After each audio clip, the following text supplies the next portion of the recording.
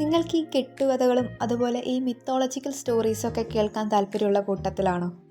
അങ്ങനെയാണെങ്കിൽ ഈ വീഡിയോ തീർച്ചയായും നിങ്ങൾക്കുള്ളതാണ്. ഇത്തരത്തിലുള്ള കഥകളിൽ നമ്മളാരും ലോജിക്ക് നോക്കാറില്ല അല്ലേ? നമ്മൾ വളരെയധികം കേട്ടുപരിചയമുള്ള ഒരു മിത്തോളജിക്കൽ ക്യാരക്ടറാണ് കാമദേവൻ എന്ന് പറയുന്നത്. പ്രണയം, കാമം തുടങ്ങിയിട്ടുള്ള സ്ട്രോങ് ആയിട്ടുള്ള ഡിസയേഴ്സിൻ്റെ ഒരു റെപ്രസെൻറ്റേറ്റീവാണ് കാമദേവൻ എന്ന് പറയുന്നത്. മലരമ്പൻ എന്നറിയപ്പെടുന്ന കാമദേവന് 5 പുഷ്പങ്ങൾ കൊണ്ടുള്ള 5 വ്യത്യസ്ത ബാണങ്ങളാണുള്ളത്.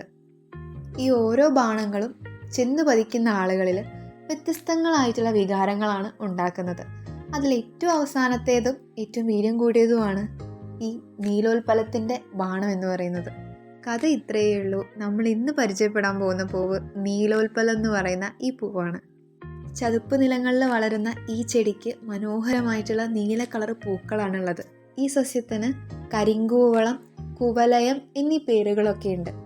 ഈ പേരുകളൊക്കെ നമ്മൾ അധികവും കേട്ടിട്ടുള്ളത് ഈ സിനിമാ ഗാനങ്ങളിലും കവിതകളിലൊക്കെയാണ്.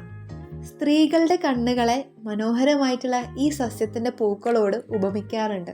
നീളമുള്ള തണ്ടിൽ ഒരില മാത്രമായിരിക്കും ഉണ്ടാവുക.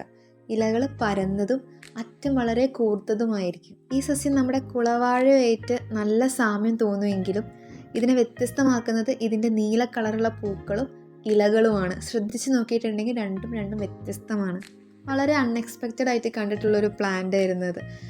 അപ്പോൾ എനിക്ക് തോന്നി ഇതെന്തായാലും കൂടെ കൊണ്ടുപോയിട്ട് വീട്ടിൽ നടണം എന്ന് വിചാരിച്ചിട്ട് പറിച്ചതാണത്. എന്തോ എനിക്ക് ഇത്രയും മനോഹരമായിട്ടുള്ള ഒരു ചെടിയെ അവിടെ വിട്ട് പോകാൻ എനിക്ക് തോന്നിയില്ല. ഞാൻ ആ ചെടിയെ ഭദ്രമായിട്ട് ഒരു ചട്ടിയിലേക്ക് മാറ്റിയിട്ടുണ്ട്, മാറ്റി നടാൻ വേണ്ടിയിട്ട്. കാണാനുള്ള ഭംഗി മാത്രമല്ല, ഒരുപാട് ഔഷധ മൂല്യങ്ങളും ഇവയ്ക്കുണ്ട്. വേരും ഇലയുമാണ് ഈ സസ്യത്തിൻ്റെ ഔഷധയോഗ്യമായിട്ടുള്ള ഭാഗം. പിത്തം, പനി, പൊള്ളൽ, സ്കർവി തുടങ്ങിയ രോഗങ്ങൾക്ക് ഈ ചെടി ഉപയോഗിച്ചു പോരുന്നു എന്ന് പറയുന്നുണ്ട്. ഇത്തരത്തിലുള്ള ഒരുപാട് മനോഹരമായിട്ടുള്ള നാടൻ സസ്യങ്ങൾ നമ്മുടെ മുന്നിൽ നിന്ന് ഇപ്പോൾ കൺമറഞ്ഞു പോവുകയാണ്. ഒരുപാട് വലിയ ഗാർഡൻ വെറൈറ്റീസിൻ്റെ പുറകെ പോകുന്ന നമ്മൾ ഇത്തരം കുഞ്ഞൻ സസ്യങ്ങളെ മറക്കാതിരിക്കുക. ഇതുപോലുള്ള കുഞ്ഞൻ ചെടി വിശേഷങ്ങൾക്കായി ലൈക്ക് ആൻഡ് സബ്സ്ക്രൈബ്.